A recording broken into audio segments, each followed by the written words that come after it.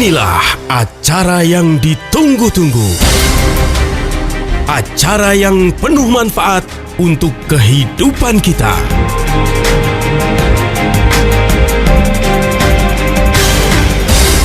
Kiat Sehat, awet muda tanpa obat.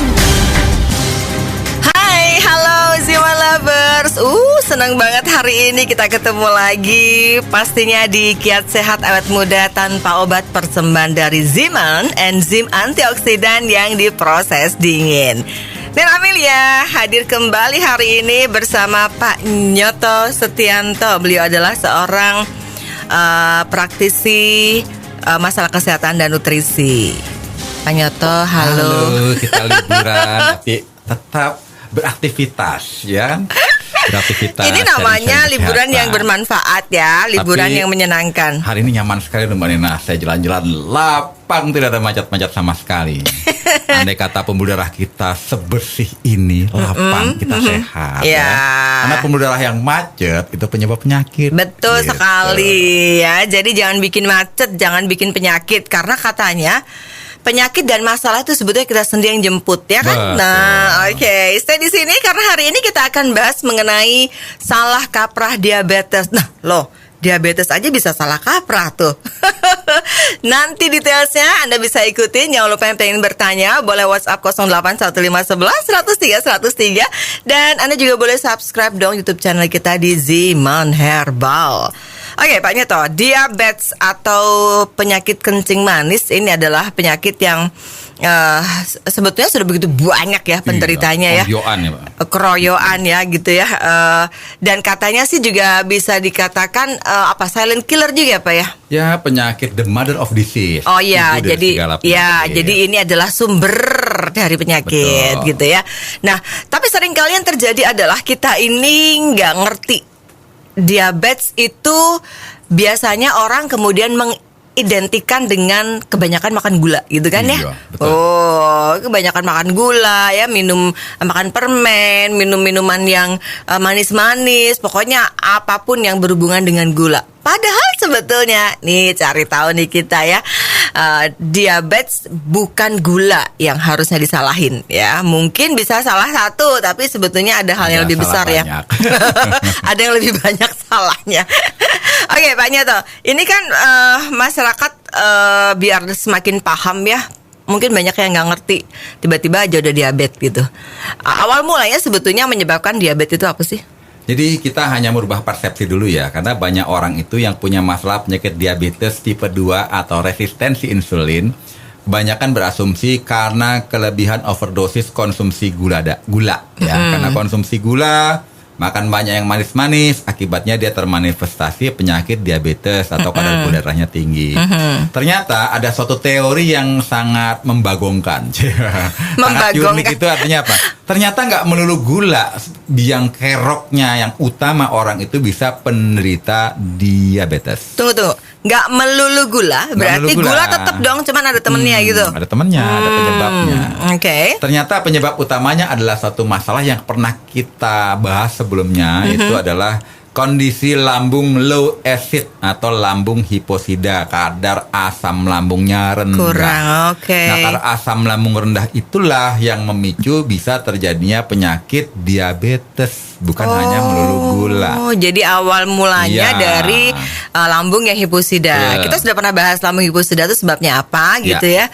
Di antaranya juga karena faktor makanan kan Pak ya. Betul. Oke, tapi mungkin kita ingatkan kembali, mungkin ada dari Ziman Lovers yang lupa atau mungkin ada yang belum dengar ya. Iya. Sebabnya dari lambung hiposida yang merupakan awal atau kunci dari terkenanya diabetes itu apa? Jadi begini, kita kalau cerita banyak namanya orang yang kadar gula darahnya tinggi, itu sebenarnya adalah tubuhnya tidak bisa mengubah gula menjadi energi.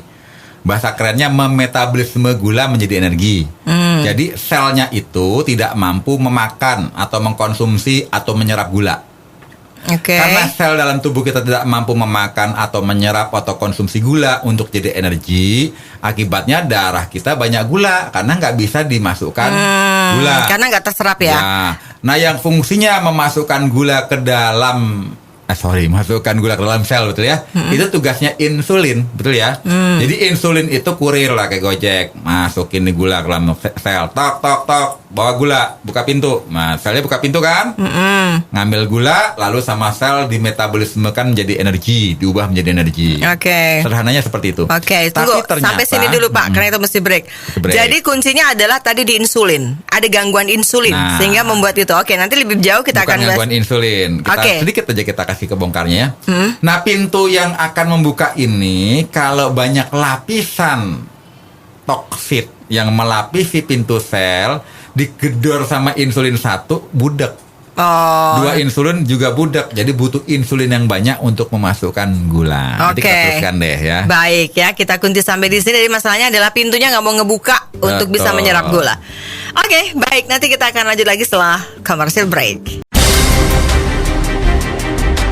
Kiat sehat, awet muda tanpa obat.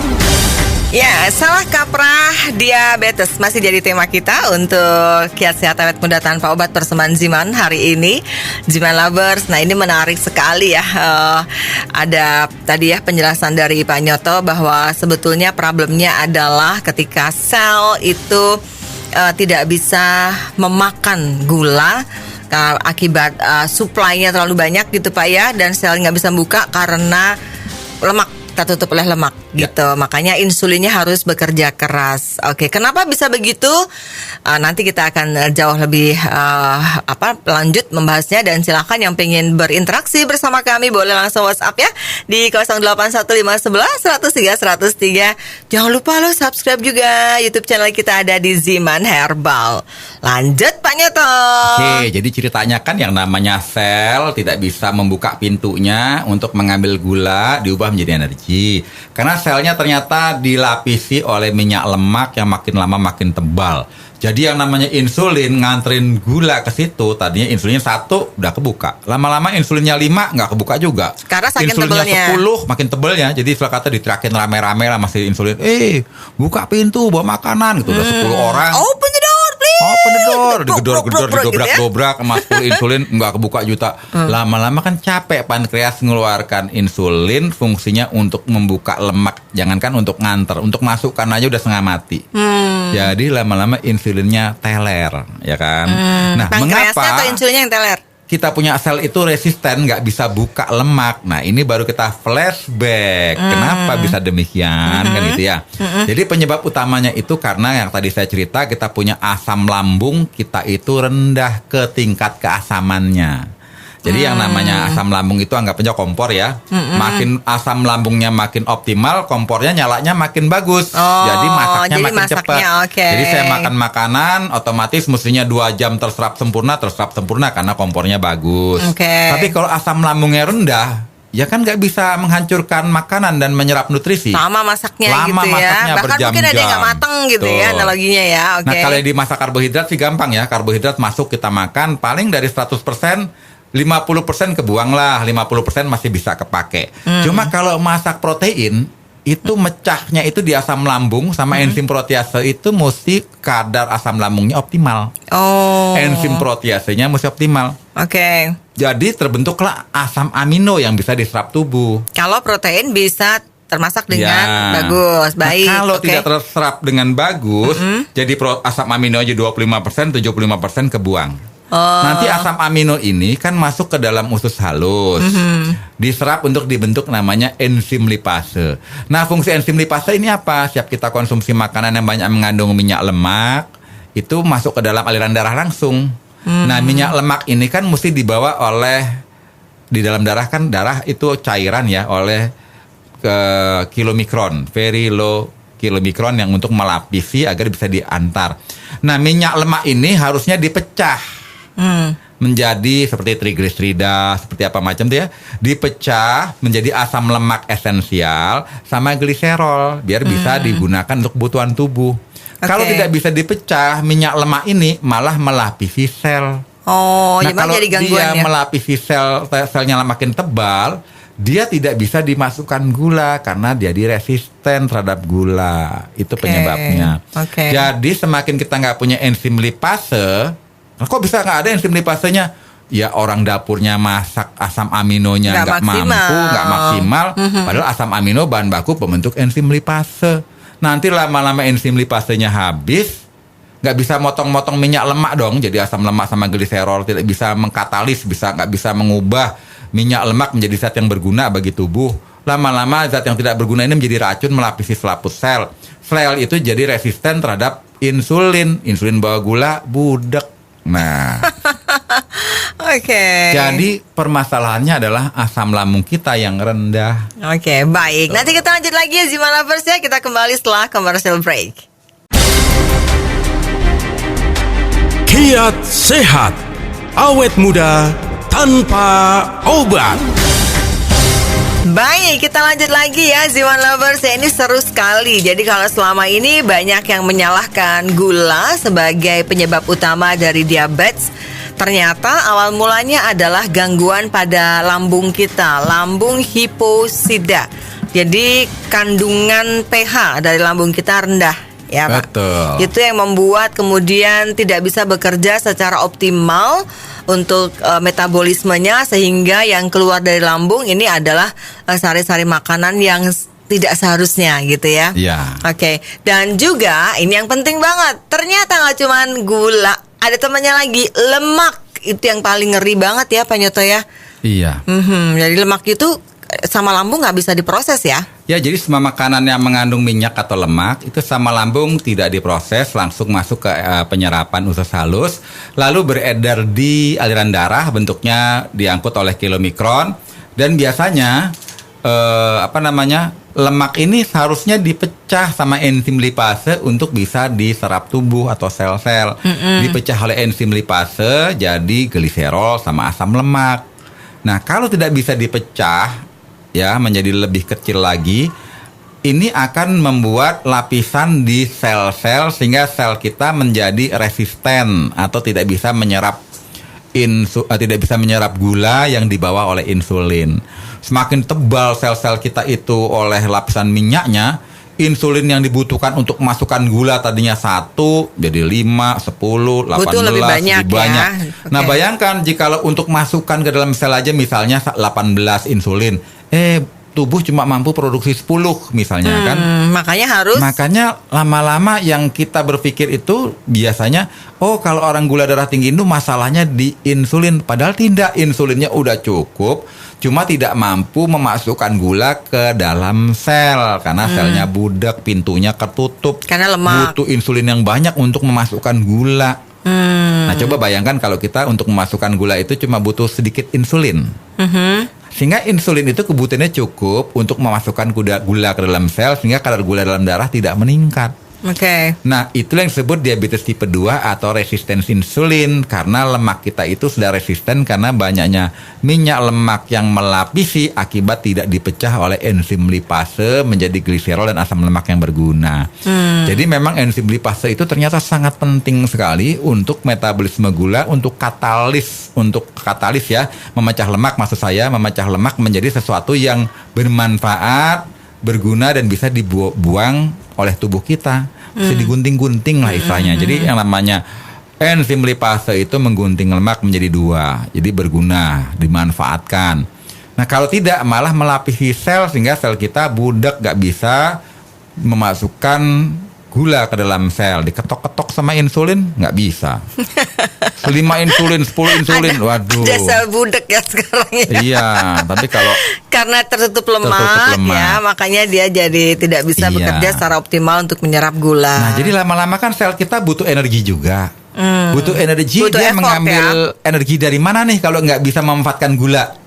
Dia hanya bisa mengambil dari lemak tubuh. Makanya orang yang diabetes kronis kenapa kurus mendadak? Karena tubuh kita memetabolisme lemak menjadi energi. Karena udah nggak bisa memanfaatkan glukosa atau gula. Lama-lama dia kurus mendadak. Loh, kok kurus mendadak ya? Kelihatan tua sekali. Pas dicek gula darahnya meningkat. Ternyata dia kena diabetes tipe 2 yang sudah kronis. Tubuhnya nggak bisa mempergunakan gula menjadi glukosa untuk menjadi energi. Dia menggunakan lemak tubuh untuk menjadi energi. Makanya badannya susut. Oke. Tapi hasil pembakaran dari lemak tubuh atau lemak adiposa dibakar menjadi energi, zat sampahnya sisanya namanya asam keton. Makanya mulutnya tuh bau kutek. Ya karena bau keton. Oh, diabetes tipe 2. Kutek ya, bukan ketek, nah salah. Oh, salah, kutek.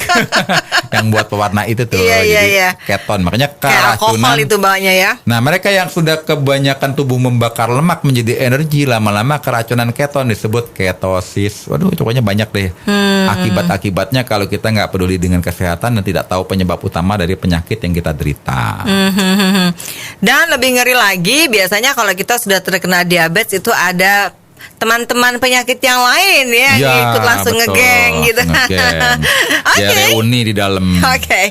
Nanti kita akan lanjut lagi Ziman Lovers. Jangan lupa pengen bertanya boleh 081511 103 103 dan Ziman Herbal YouTube channel kita, silahkan subscribe ya. Kita kembali setelah yang berikut ini.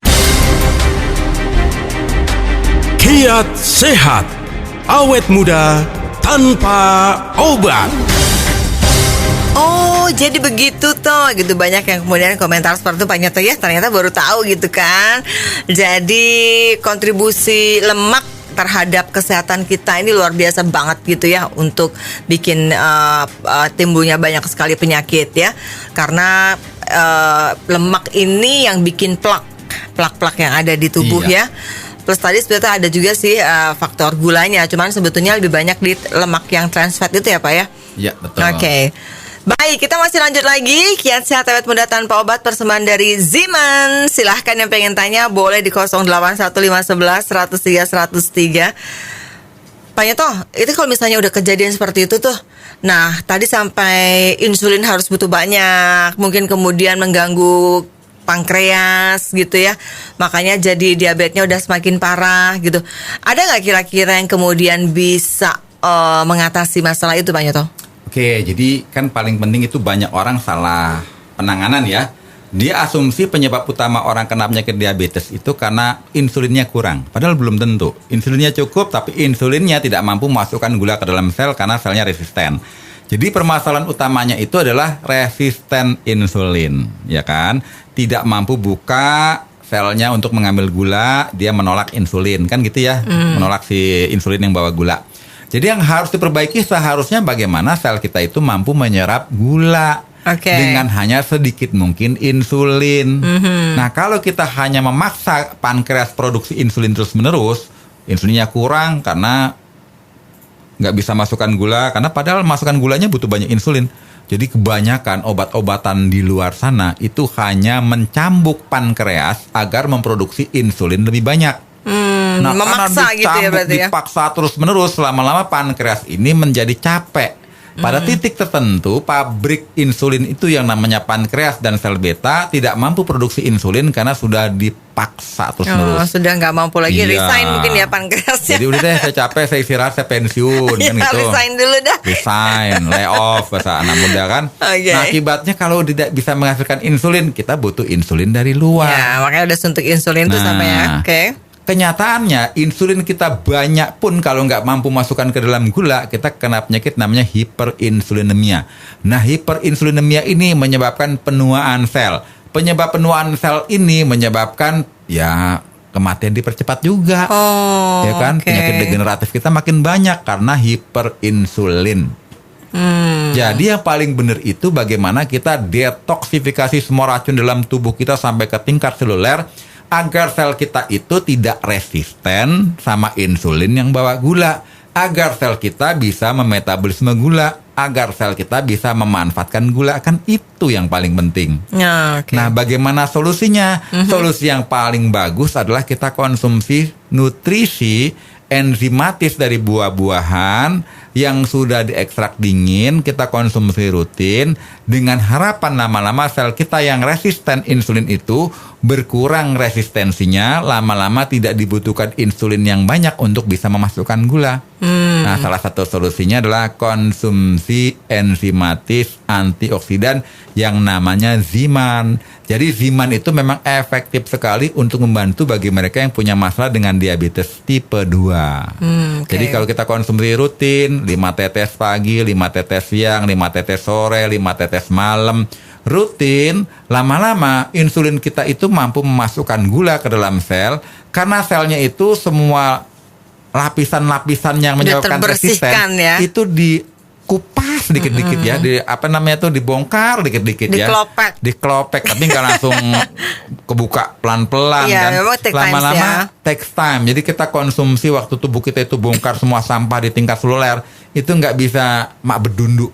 Ya bahasa Indonesianya apa ya, mak bedundu itu ya, otomatis sekonyong-konyong koder nggak bisa ya kan. Berproses. Kita numbuk racun aja banyak, masa bongkarnya simsalabim kan nggak bisa sekonyong-konyong koder atau mak pendundu. Jadi kita konsumsi zimannya itu mesti konsisten, persisten, fokus, dan kita benar-benar menjaga pola makan. Jadi jaga pola makannya bagaimana? Ya jangan bandel-bandel dong. Udah tahu kita nggak bisa metabolisme gula, jangan konsumsi makanan yang banyak gula. Jangan konsumsi banyak makan minyak-minyakan, apalagi minyak trans fat. Banyaklah makan sayur-sayur, buah-buahan, dan konsumsi zimannya acek. Rutin. Oke, baiklah kalau begitu. Jadi buat Anda yang pengen dapat aziman, silahkan langsung aja, banyak banget di marketplace. Anda juga bisa hubungi 081 511 103 103 ya. Kita nanti lanjut lagi, masih ada satu sesi Zima Lovers, kita kembali setelah jeda. Kiat sehat, awet muda tanpa obat. Terima kasih banyak buat respons luar biasa Anda Zima Lovers yang selalu setia bersama Nena Amelia dan Pak Nyoto Stianto ya. Kita hadir seminggu sekali di radio kesayangan Anda, dan ini juga bisa Anda akses melalui YouTube channel kita, Ziman Herbal. Sudah tahu kok, sudah paham ya sekarang ya. Jadi ternyata gitu. Tadi kan sempat disebut-sebut bahwa minyak trans fat itulah yang punya potensi sangat besar untuk kita terkena diabetes. Selain memang gula yang harus kita jaga ya. Jadi maksudnya kalau selama ini kita selalu menyudutkan si gula ini untuk jadi biang kerok diabetes, ternyata trans fat yang mengandung trans fat. Nah, apa sih makanan-makanan yang mengandung trans fat? Mungkin biar Zima Lovers paham gitu ya. Selama ini kan sukanya tuh ngemil-ngemil tuh cookies, biskuit, suka kue cubit ya kan, suka apa lagi Pak? Banyak kayaknya ya, martabak juga. Terus roti apa namanya tuh bakar. Saya satu nggak pakai telur ya Pak. Oh iya. Jadi pesen deh makanan kita. Oke. Yang itu jadi yang banyak mengandung. Jadi, makanan zaman modern lah ya. Margarin gitu ya Pak ya. Itu yang. Jadi memang trans fat itu kan kalau masuk ke dalam peredaran darah kita, itu kan kalau tidak ada enzim lipase nggak bisa dibongkar. Nanti dia melapisi sel-sel. Begitu melapisi sel-sel kita nggak mampu menyerap gula yang dibawa insulin, butuh insulin yang banyak. Jadi kalau bisa kita bukan sekedar meminimalisir konsumsi gula, tapi konsumsi makanan yang mengandung trans fat. Apalagi kita punya lambung nggak benar kan gitu ya, yang tadi saya sebut lambung hiposida, sehingga lambung hiposida tidak bisa menghasilkan asam amino tidak bisa menghasilkan enzim lipase tidak mampu membongkar minyak lemak yang bisa menutupi sel, kan seperti itu kronologisnya. Jadi bagi mereka yang sudah kecanduan makanan enak, ya makanan enak itu kan biasanya makanan yang siap saji, makanan yang instan gurih, biasanya kan pakai trans fat. Apa itu minyak trans fat? Minyak sayur yang dihidrogenasi akibatnya menjadi seperti padat margarin gitu ya. Dan semua yang dimasak dengan trans fat pasti gurih, renyah, kriuk-kriuk, crispy, dan nggak gampang basi atau awet. Seperti tertohok ini para mama ya. Karena biasanya kita bikin tumis-tumisan tuh enak banget kalau pakai itu ya. Kita bikin bakar-bakaran juga enak banget pakai itu ya. Jadi pakai minyak kelapa lah ya. Minyak goreng biasa ya. Jangan sampai minyak yang padat. Padat dibakar, ya bayangkan aja di suhu ruangan aja dia padat. Ya biar gurih dipanaskan pakai kompor, cair, ya kan? Masuk ke dalam tubuh kan padat lagi nanti. Betul. Gini aja deh, kalau misalnya seni perhatiin ya para mama ya, kalau misalnya kita habis pakai piring yang menggunakan piring yang digunakan habis margarin itu kan nyucinya juga agak susah tuh Pak. Ya kan? Ya, susah. Jadi harus ada cairan khusus yang licin nggak hilang-hilang. Jadi masih bekas ya. Oke. Gimana kalau dia melapisi sel-sel tubuh kita sehingga sel-sel tubuh kita nggak bisa mendengar insulin bawa gula, bayangkan. Tuh, tapi kalau cintaku seperti trans fat nggak apa-apa ya, karena nempel terus. Oke, ada pertanyaan nih Pak. Dari Mas Adit. Tanyanya adalah, Saya ini gemuk Pak Nyoto, terus Yup. ada keturunan diabetes. Memangkah benar bahwa diabetes itu adalah penyakit yang degeneratif, bisa diturunkan? Ya sebenarnya gini, ini ada suatu pendapat yang menurut saya masuk akal. Penyebab utama orang kena penyakit turunan itu karena adalah pola makan dan gaya hidup yang diturunkan.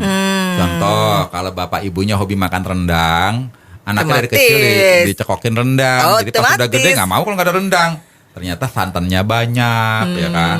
Ternyata karena santannya banyak, lemaknya banyak, orang tuanya kena hipertensi atau jantung koroner, anaknya juga orang kecanduan yang sama. Kan makannya sama. Iya, orang tuanya hobi makanan yang manis-manis, hobi makanan yang mengandung trans fat, orang tuanya kena diabetes, ya anaknya juga sama dong, orang dia diturunkan pola makan dan gaya hidup yang sama. Iya, Nah, setuju. jadi kan itu sebenarnya adalah kutukan yang harus dipotong.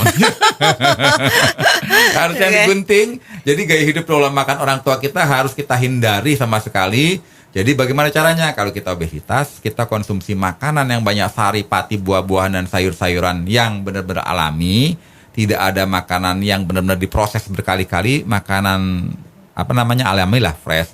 Kemudian olahraga agar berat badannya seimbang. Setelah itu pola makan diet yang sehat. Saya rasa tidak mungkin kita bisa termanifestasi penyakit diabetes seperti orang tua kita, kakek kita, om kita, tante kita, karena kita sudah gunting. Oke. Jadi bukan berarti dari faktor genetika ya, tapi lebih karena pola makan yang Diturunkan, tertransfer sejak kecil gaya gitu hidup yang ya. diturunkan. Memang mungkin ada istilahnya di DNA gitu ya, ada cetak biru, tapi kan itu bisa dihapus sebenarnya oke. kalau kita merubah gaya hidup Pola kita, makan, pola ya. makan kita dan olahraga, pola pikir kita, bisa semuanya. Jadi kita mesti optimis. Ya, Gitu.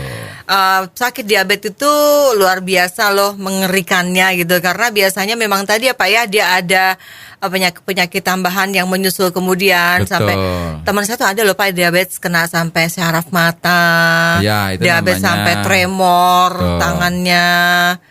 Ya karena begini, karena gula itu kan sifatnya korosif ya, dia merusak pembuluh darah. Jadi sifatnya asam sekali. Bayangkan kalau darah kita banyak gula, darah kita kental dan sifatnya merusak dinding pembuluh darah, merusak sistem saraf. Makanya bisa kena penyakit gagal ginjal, bisa kena ke mata, bisa ke syaraf. Karena darah yang kental itu tidak mampu masuk ke pembuluh darah yang sangat kecil untuk bisa memberi nutrisi sel-sel kita di mata atau di syaraf atau di kulit. Makanya kan orang yang diabetes itu lama-lama kulitnya kebas, mati rasa. Karena kan nggak bisa ngasih makan ke sampai sel kulit yang paling terdepan. Kenapa nggak Oke. bisa? Karena darahnya kental. Gimana bawa nutrisi? Baru-baru nutrisi yang dibawa gula doang kali ya, yang udah rusak gitu. Dan tubuh kita nggak bisa menyerap gula. Jadi sebenarnya adalah kerusakan sistem metabolisme itulah yang di awal dari lambung kita, yang awalnya itu sudah hiposida, udah mah kronis. Tapi 80% orang kena penyakit lambung tidak terasa gejalanya. Oke. Tapi Nah, definisi penyakit lambung itu kalau lambungnya tidak bisa mengubah makanan menjadi nutrisi bagi tubuh. Oke. Nah, sekarang ada Ziman yang ini sangat membantu sekali Ya. karena bisa lakukan detoksifikasi apa ya? Pertama kita konsumsi Ziman itu untuk memperbaiki fungsi lambung kita yang sudah babak belur deh ya. Yang udah asam lambungnya rendah, yang udah tukaknya banyak, yang udah ada Helicobacter pylori, yang udah punya masalah GERD. Nah, konsumsi Ziman itu kita jangan berasumsi minum sehari Obat. 2 hari sembuh. Itu bukan obat, ya. Konsumsinya berproses jangka panjang, konsisten, persisten sampai dia punya lambung itu nanti bagus. Lama-lama detoksifikasi semua sistem dan peredaran darah, lama-lama aliran darahnya bersih, lama-lama penyakitnya itu menurun atau remisi. Lama-lama step by step kita bisa punya kadar kolesterol total normal, kadar gula darah menjadi normal, tekanan darah menuju normal. Semuanya menuju normal tapi berproses pada saat tubuh kita memperbaiki sistem itu dengan cara memperbaiki lambung, Oke. mendetoksifikasi racun. Jadi konsumsi Ziman itu harus persisten. Jangan nilai dulu deh harga murah atau mahal, karena yang namanya kesehatan itu emang harganya sangat-sangat bernilai dan mahal sekali. Yap. Bayangkan kalau kita udah kena penyakit, Mau banyak berapapun uang percuma, nggak bisa ngapa-ngapain. Betul sekali, udah nggak ada manfaatnya tuh Betul. uang itu cuma buat berobat doang. Aduh, jadi sudah clear ya Zima Lovers ya. Sekarang betul-betul kita harus menjaga asupan yang masuk ke dalam tubuh kita, karena inilah ternyata yang menimbulkan banyaknya dampak penyakit di tubuh kita ya. Jadi hilangkan, udah mulai dikurangin ya, mulai difilterisasi sekarang ya Pak ya, makannya Betul. apa-apa. Dan minumlah Ziman karena ini sangat membantu sekali karena dia ini sifatnya enzimatis.